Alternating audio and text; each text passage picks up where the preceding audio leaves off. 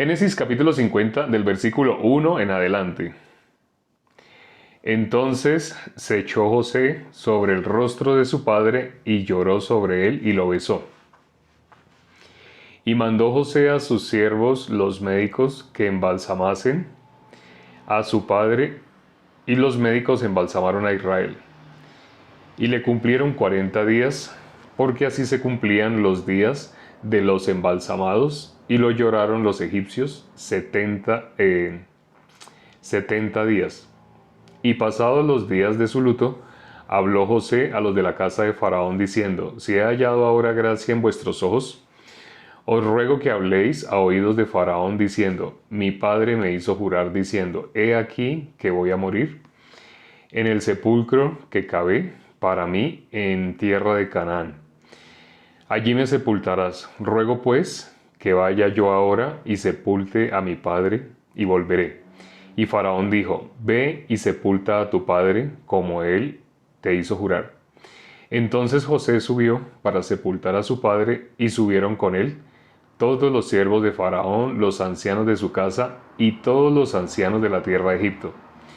Y toda la casa de José y sus hermanos y la casa de su padre solamente dejaron en la tierra de Gosén sus niños y sus ovejas y sus vacas.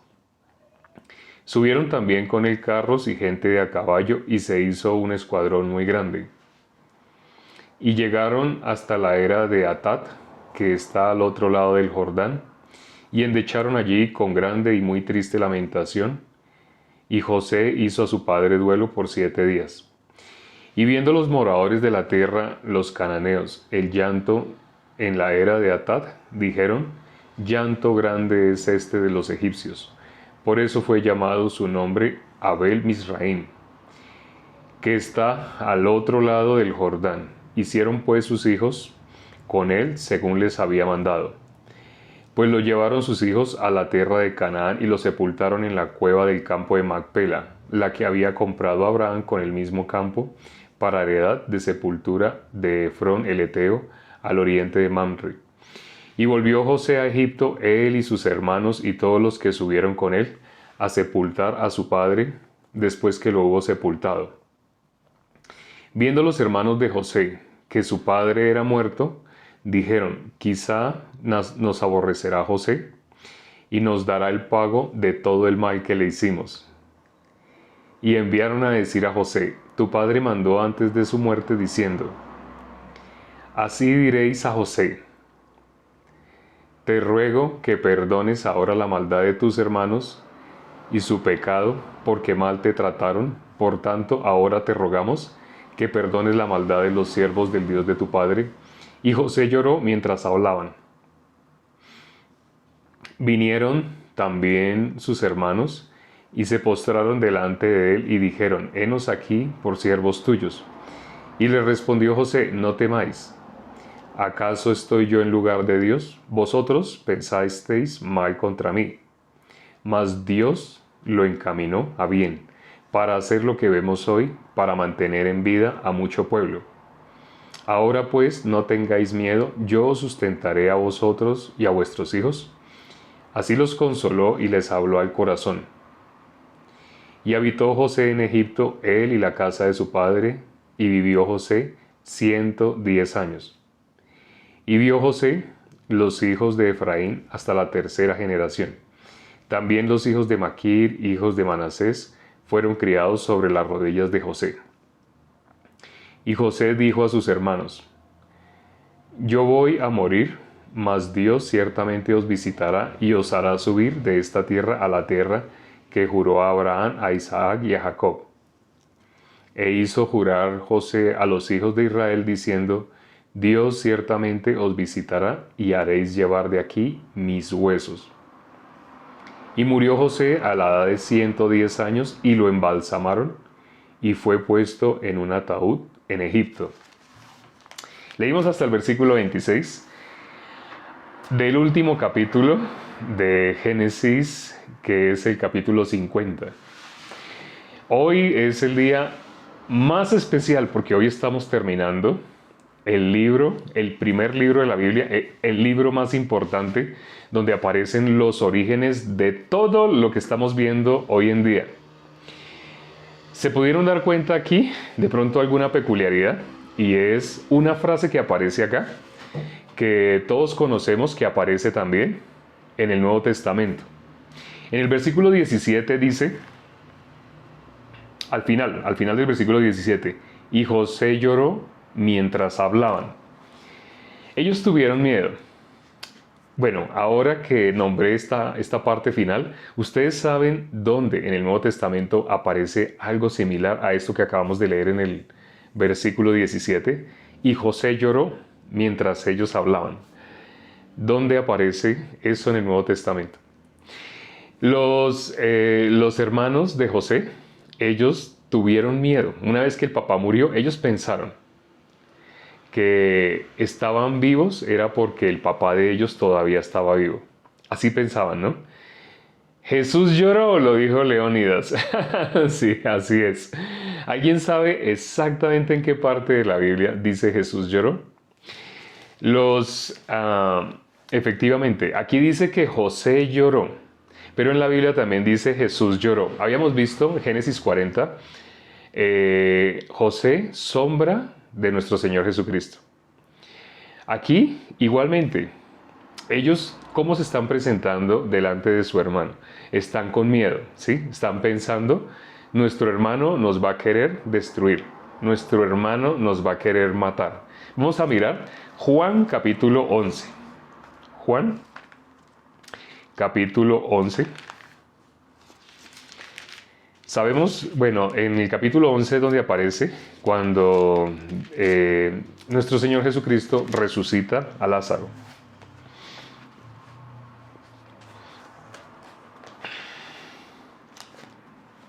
Y en el versículo 35 dice, Jesús lloró. Ese es el versículo más corto de la Biblia. Dice, Jesús lloró. Muchas personas, sí, Juan, sí, ya varias personas lo habían también visto, efectivamente. Juan capítulo 11, versículo 35. Jesús lloró. Ese es el versículo más corto de la Biblia. Pero entonces, cuando miramos los hermanos de José, ¿por qué? ¿Qué fue lo que hicieron ellos que hicieron llorar a José? Dice que José lloró mientras ellos hablaban. Es decir, lo que hizo que José llorara es ver el corazón de ellos, ¿sí? Y José les habló, y dice la palabra, lo leímos ahora, José les habló al corazón de ellos. ¿Por qué ahí se nombra que al corazón? ¿Por qué eso que lo hizo llorar a José? Ellos, ¿cómo veían a José? Ellos veían que José como les tenía rencor, así. Ellos todavía no conocían el corazón de José. ¿Cuántos años habían vivido con José hasta ese momento? 17 años, no sé si se acuerden. Porque cuando llegó Israel a la tierra de Egipto, duró 17 años más y murió. Entonces 17 años estuvo, los hermanos estaban nuevamente con José. José les dio, evitó que ellos murieran, les dio la mejor tierra de Egipto, pero sin embargo cuando murió el padre ellos tenían miedo. ¿Por qué? Suena como ilógico, no tiene sentido después de 17 años que ellos todavía sientan miedo por José, ¿sí? Siendo que José, ¿qué hizo durante todos esos años? Solamente les conservó la vida. Pero no tiene sentido, 17 años, bueno, alguien, me da alguna explicación, pero no. Es sombra de lo que estamos viendo acá en Juan 11. Es la misma sombra de lo que vemos acá. ¿Qué fue lo que hizo? Bueno, hago esta pregunta. ¿Qué fue lo que hizo que ellos, que acá en Juan 11:40, qué fue lo que hizo que nuestro Señor Jesucristo llorara? ¿Por qué dice Jesús lloró? ¿Qué fue lo que hizo que llorara? ¿Alguien sabe? Si no, mientras alguna... Que no le creyeran, sí, efectivamente. Pam ya sabe la respuesta, que no le creyeran, efectivamente. Vamos a leer los versículos anteriores al 35. Dice, desde el versículo 31, vamos a leer. De Juan capítulo 11. Entonces los judíos que estaban en casa con ella y la consolaban, cuando vieron que María se había levantado de prisa y había salido, le siguieron diciendo: va al sepulcro a llorar allí. María, cuando llegó a donde estaba Jesús, al verle, se postró a sus pies, diciéndole: Señor, si hubieses estado aquí, no habría muerto mi hermano. Jesús entonces, al verla llorando y a los judíos que la acompañaban también llorando, se estremeció en espíritu y se conmovió y dijo: ¿Dónde le pusiste? Le dijeron: Señor, ven y ve. Jesús lloró. Dijeron entonces los judíos: mirad cómo le amaba. Sí. Y algunos de ellos dijeron: ¿no podía este que abrió los ojos al ciego haber hecho también que Lázaro no muriera? Ya, ahí leímos todo el contexto de qué fue lo que pasó cuando nuestro Señor Jesucristo lloró. Normalmente cuando miramos, por ejemplo, el versículo que dice: no hay justo ni a uno, no, las personas piensan automáticamente: ¿quién va a poder decir que es justo? Pero ya hemos considerado vez tras vez cómo hay más de 200 versículos en la Biblia que hablan de los justos en sentido de que sí existen. O sea, los únicos que van a estar delante de Dios son los justos. Y no es una contradicción, como algunas personas dicen a la ligera, que es una contradicción el que diga más de 200 versículos que sí hay justos y un solo versículo que diga que no hay justo ni aun uno. Pero no es contradicción.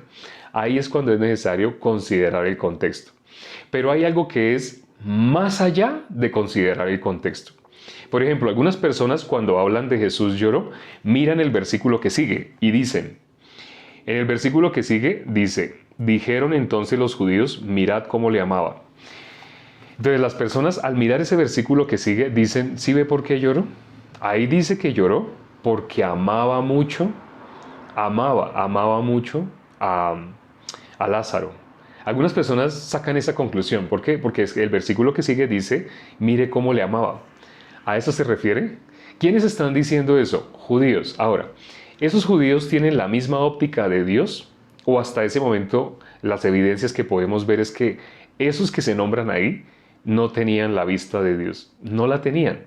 Incluso Jesús les había dicho, 3 capítulos antes, les había dicho que ellos eran hijos del padre de ellos, que es el diablo. Así les dijo nuestro Señor Jesucristo: vosotros sois hijos de vuestro padre el diablo. Juan 8, 44. ¿Por qué nuestro Señor Jesucristo les tuvo que decir así? Porque ellos realmente no tenían el mismo corazón de Dios. La palabra clave del día de hoy, cuando finaliza Génesis capítulo 50, es esa frase que le dijo José, que dice, que hizo José con los hermanos, que José habló al corazón de ellos. Efectivamente, Pam lo dijo en algún momento, que ellos abrieron el corazón. Ellos abrieron el corazón. ¿Ellos qué tenían en su corazón? Tenían temor, ellos tenían miedo. Ellos veían a José todavía con miedo. Pero después de 17 años no tiene sentido que todavía tuvieran miedo.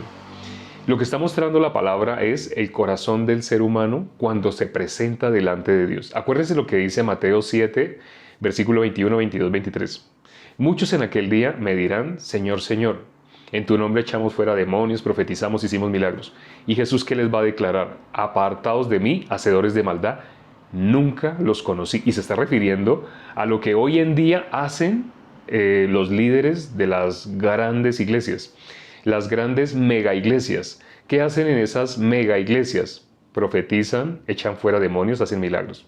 ¿En cualquier iglesia? No. Realmente en las mega iglesias, en las iglesias grandes, estamos viendo que está sucediendo mucho eso. Milagros, señales, prodigios. Profetizan, echan fuera demonios y hacen grandes milagros en esas mega iglesias. Pero dice que muchos se van a presentar delante de nuestro Señor Jesucristo. ¿Y qué les va a decir? Apartaos de mí, hacedores de maldad, nunca los conocí. Lo que vimos hoy en el capítulo 50 del corazón. ¿Por qué es importante considerar el corazón de Dios? ¿Y qué es eso del corazón de Dios? El ejemplo de un padre que corrige a un niño, pero el niño no entiende la corrección que está haciendo el padre. El padre lo sujeta con fuerza y le dice: no quiero volverte a ver haciendo equilibrio, caminando por el orillo de ese muro, porque el padre está viendo que si el niño se cae se va a fracturar, se puede hacer daño. El niño solamente está pensando en el equilibrio, en la emoción que le hace sentir que se puede caer. Entonces, por estar haciendo equilibrio, el niño solamente juega y tal vez vio a otros amiguitos haciéndolo, entonces él quiere hacerlo. Pero él no comprende el corazón del padre. Cuando el padre lo sujetó duro y lo bajó de ahí, de ese muro, y le habla abriendo los ojos y gritándole, no lo quiero volver a ver haciendo eso. Así, el niño puede interpretar, me odia, mi padre me aborrece, no me quiere. Así el niño puede interpretar. Incluso hay niños que dicen esta frase, yo creo que él me adoptó.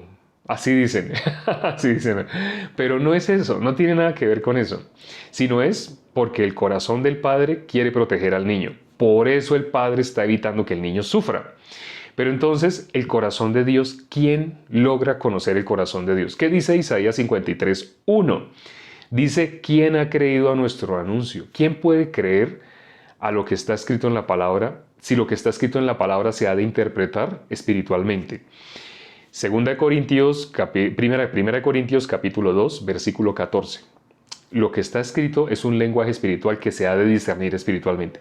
Las personas, sin tener en cuenta el corazón de Dios, automáticamente, para leer en contexto, como dicen muchas personas, entonces miran el versículo 36 de Juan 11, donde dice, en el versículo 36, que ellos como vieron a Jesús, que es que le amaba mucho. Por eso ustedes se habrán dado cuenta que lo único que las personas dicen es que Jesús lloró. Sí, ahí ese versículo 35 dice Jesús lloró, pero las personas dicen lloró porque le amaba mucho.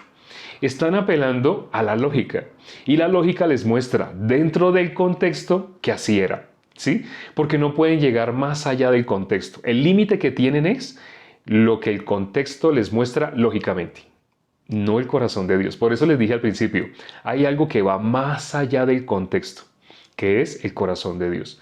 Cuando una persona conoce el corazón de Dios, se puede dar cuenta qué es lo que está haciendo que Jesús lloró. ¿Qué fue lo que hizo que Jesús lloró? Si miramos los versículos anteriores, Jesús les hablaba y les hablaba y les hablaba la palabra, pero ellos podían recibirla, no la podían recibir. Cuando dice que Jesús se conmovió, ¿qué fue lo que...? Ya vimos también qué cosa es la que hace que Jesús se maraville.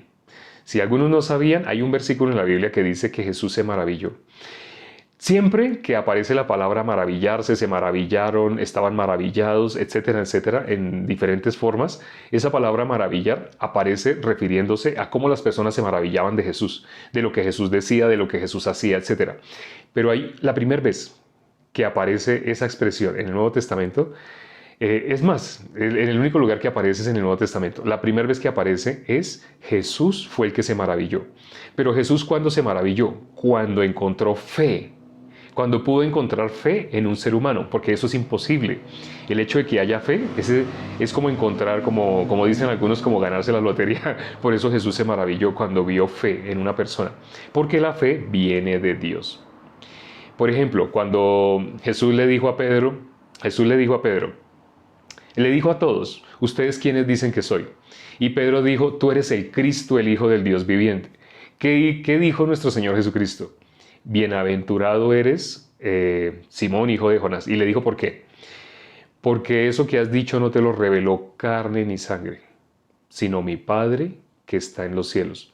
Eso que dijo Pedro no salió de Pedro. Parece que hubiera salido de Pedro, porque salió de los labios de Pedro, pero salió directamente del corazón de Dios. Por eso le dijo, eso no te lo dijo carne ni sangre. Está diciendo, ningún ser humano puede llegar a eso que tú has llegado si no es porque el Padre se lo revela. Por consiguiente, la salvación es igual. Una persona no puede ser salva porque yo estoy hablando acá. Yo les puedo explicar el Evangelio, pero para que una persona pueda ser salva, Dios tiene que trabajar en el corazón de esa persona.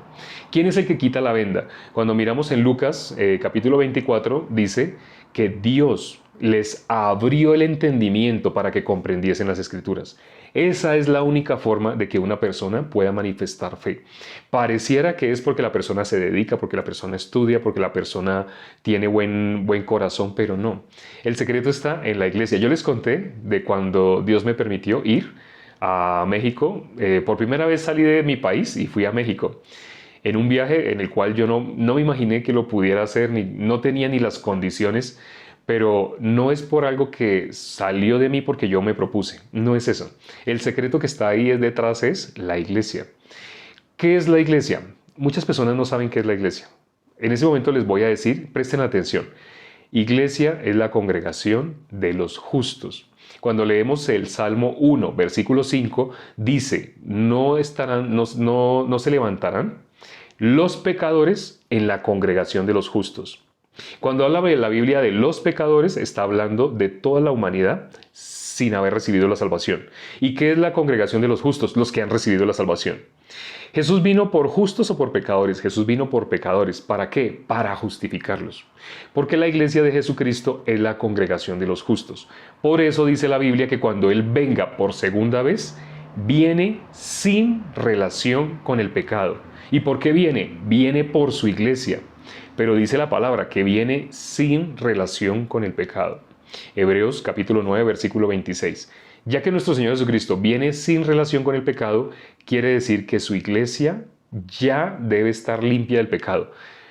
La que es verdaderamente la iglesia de nuestro Señor Jesucristo. Cuando en la Biblia dice que nuestro Señor Jesucristo, antes de irse, de ascender a los cielos, Él dijo, yo estaré con vosotros todos los días hasta el fin.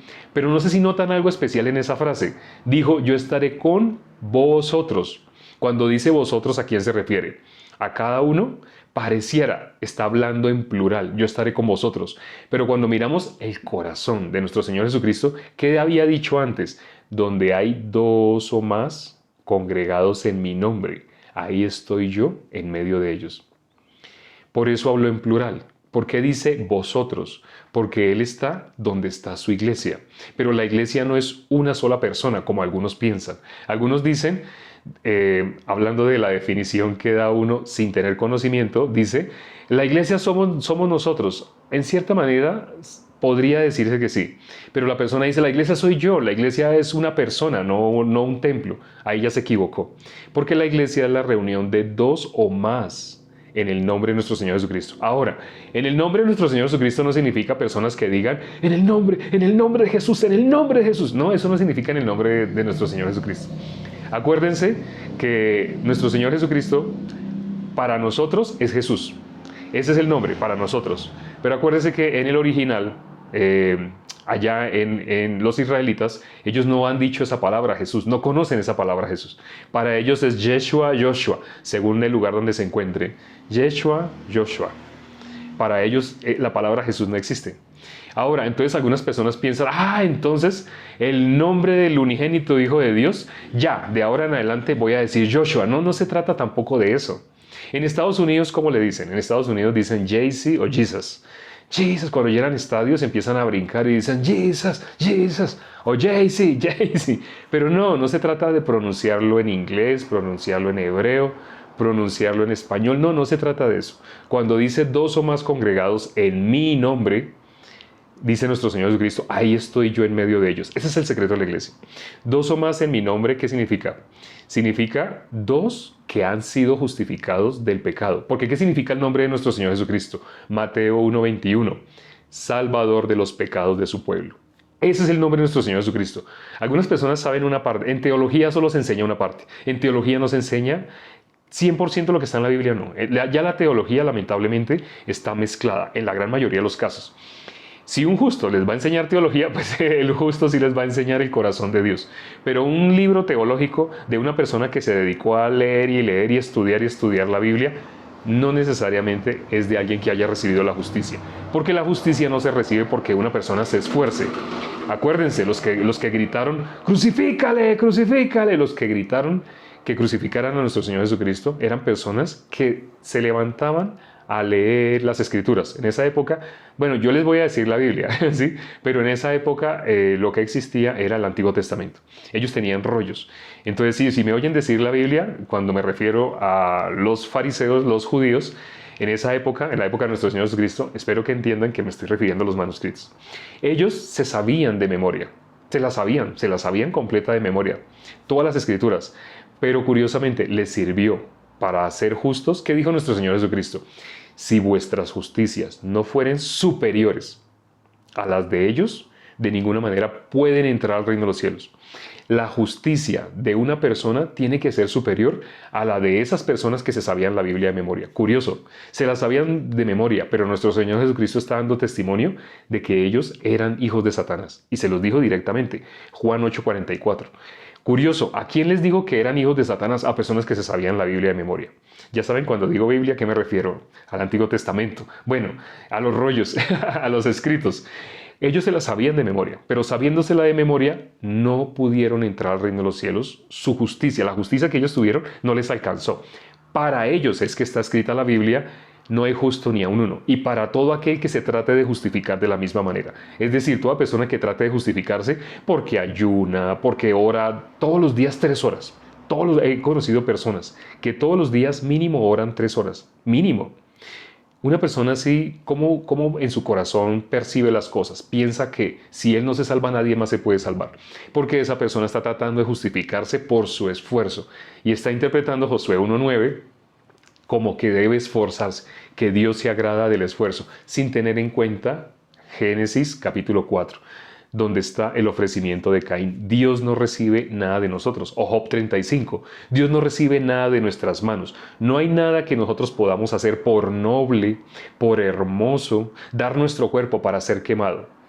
Lo dice 1 Corintios 13, donde aparecen las 16 características del amor. Si yo diese mi cuerpo para ser quemado y no tengo amor, pero las personas piensan, pero que una persona dé su cuerpo, no, quémenme a mí, no, dejen a esa persona libre, quémenme a mí, tómenme a mí. La persona piensa, ese es el acto de amor más grande. Así piensa el ser humano con su propio punto de vista. Pero la Biblia dice, una persona puede hacer eso, puede hacer la obra de justicia más grande, ofrecerse a cambio de otra persona. No lo maten a él, mátenme a mí.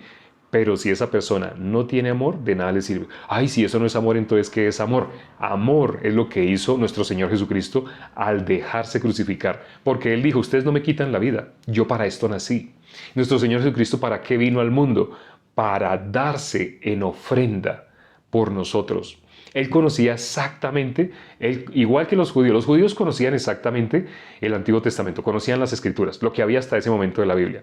Pero ellos lo conocían de memoria, pero ellos cómo interpretaban Levítico, como algo que se debe hacer. Nuestro Señor Jesucristo, como veía Levítico, hay una sola ofrenda que debe ser suficiente para el perdón del pecado de toda la humanidad. Juan el Bautista dio testimonio de ello cuando vio a nuestro Señor Jesucristo, que dijo, he aquí el Cordero de Dios que quita el pecado del mundo. Juan el Bautista dio testimonio de quién era nuestro Señor Jesucristo. ¿Qué es lo que significa el nombre de nuestro Señor Jesucristo? Salvador de los pecados. La palabra clave que no se puede quitar, no se puede eliminar cuando se nombra, cuando se quiere traducir el nombre de nuestro Señor Jesucristo, es Salvador de los pecados. Entonces, ¿qué es iglesia? Donde hay 2 o más reunidos en mi nombre, congregados en mi nombre. ¿Pero qué son esos 2 o más? 2 personas que han sido libres del pecado. Donde hay 2 personas que son libres del pecado, ahí ¿quién está en medio? Nuestro Señor Jesucristo. ¿Quién da la sabiduría? La sabiduría viene de Dios. ¿De quién viene la fe? De Dios. Acuérdense que ellos pensaban que tenían fe y ellos decían, Señor, aumentanos la fe. Así decían ellos. Por eso muchas personas piensan, la fe se puede aumentar. Viendo el corazón de Dios, ¿qué le dijo nuestro Señor Jesucristo? Si tuvierais fe como un grano de mostaza. O sea, les está diciendo, ustedes no la tienen. O sea, para que en Pedro se haya manifestado lo que mencionamos al principio, cuando él dijo, tú eres el Cristo, el Hijo del Dios viviente, no fue él, fue Dios mismo que se lo reveló. Por eso dijo nuestro Señor Jesucristo, sobre esta roca edificaré mi iglesia. ¿Sobre un ser humano? No. Sobre eso que dijo Pedro, el Cristo, el Hijo del Dios viviente. Cuando miramos el libro de Salmos, ¿hay acaso otra roca fuera de Dios? En los Salmos dice, ¿acaso hay otra roca fuera de Dios? No. Entonces, ¿sobre qué roca iba a ser fundada la iglesia? Sobre nuestro Señor Jesucristo. Lo que dijo Pedro. Tú eres Pedro y sobre esta roca edificaré mi iglesia. No está diciendo que sobre Pedro va a edificar la iglesia, porque la iglesia es justa, sin mancha, libre de pecado. Esa es la iglesia por la que viene nuestro Señor Jesucristo. No por algo que se haga llamar iglesia, porque tiene buenas intenciones, porque cuando cantan se emocionan y lloran y experimentan temblores, frío, calor, nada de eso. Acuérdese, mucho le van a decir a nuestro Señor Jesucristo, yo experimenté esto. Pero ¿qué les va a decir nuestro Señor Jesucristo? Apartados de mí, hacedores de maldad, nunca los conocí. Porque esas personas en que se estaban fijando en lo que sus ojos les mostraban como que era de Dios, pero estaban considerando el corazón de Dios. No. Por eso cuando dice aquí que nuestro Señor Jesucristo lloró, es lo mismo que en Génesis 40, en Génesis capítulo 50, el último versículo, el último capítulo de Génesis, donde dice que José lloró. ¿Por qué José lloró? Porque los hermanos no podían ver el corazón de Dios. ¿Qué es lo que enternece? ¿Qué es lo que conmueve a nuestro Señor Jesucristo? Ver que el ser humano no puede de ninguna manera por sí mismo encontrar el camino. De ninguna manera el ser humano puede por sí mismo ver el corazón de Dios. La única forma que una persona pueda ver el corazón de Dios es a través de la iglesia. Por eso Dios dejó la iglesia. Acuérdense de Lucas 10. En Lucas 10 está la simbología de la iglesia, de cuando una persona recién recibe la salvación, esa persona ¿dónde debe ir? Esa persona debe conectarse con la iglesia. Por eso después de que en Lucas 10, del versículo 25 en adelante, aparece la parábola del buen samaritano. Pero ya sabemos, quienes ya conocen el corazón de Dios, han visto en esa parábola cómo una persona puede ser salva, las características que se necesita. Pero después de la salvación, dice, lo llevó al mesón y le dijo al mesonero, cuídamele. ¿Qué es lo que está diciendo? ¿Por qué lo llevó al mesón? A la iglesia. Y cuando dice que le dice al mesonero, cuídamele, le está diciendo a la iglesia, cuídamelo. A la persona que recibe la salvación, cuídamelo. Por eso cuando se han contactado conmigo, mi número, quienes me escriben directamente a WhatsApp, lo han visto ¿dónde? En el video del Salmo 19. Ya los videos salen más ordenados en TikTok, ya salen dos carpetas, una que dice videos varios y al lado una carpeta que dice Salmos. Si tocan esa carpeta, ahí van a ver el video 19 que dice, el video 19, ahí sale mi número. Las personas que me han contactado y que yo llevo un tiempo interactuando con ellos, escuchando lo que sale del corazón de ellos, me puedo dar cuenta que alguien recibió la salvación, esa persona automáticamente se conecta con la iglesia. Porque si esa persona no se conecta con la iglesia, para ellos es el versículo que dice, Satanás anda como león rugiente buscando a quien devorar. Satanás no quiere devorar a los que ya le pertenecen, porque por naturaleza todo ser humano desde nacimiento le pertenece a él. Pero el que logra recibir la salvación se le escapó de las manos. Eso sí que le enfurece. ¿Y él a quién quiere devorar? A una persona, como dice la palabra, ay del solo. Como dijo Dios, no es bueno que el hombre esté solo. Y esa ayuda idónea que hizo es sombra de la iglesia. Por eso dice, no es bueno que el hombre esté solo, le haré ayuda idónea. El tema es muy extenso, es muy grande y no alcanza media hora, no es suficiente. Realmente este es un tema para abordarlo completo, por ahí unas 3 horas. Cuando hemos dado conferencias en vivo, son conferencias que las personas no nos dejan ir. No, quédense, síganos explicando. Así. Una vez me tuvieron 6 horas hasta que la salvación fue inherente. Tengan paciencia, no podemos por este medio hacer predicaciones tan largas, pues por el corazón de los que tienen un corazón todavía muy débil. Pero sí les garantizo algo, si ustedes a través de este video no han podido aún, no se les ha quitado la venda, yo no lo puedo ver desde acá. El único que lo puede hacer es Dios. Yo solamente me presto para abrir mi boca y que Dios diga lo que tenga que decir. No sabía hoy que se tenía que decir, pero espero que algunas personas hayan podido recibir.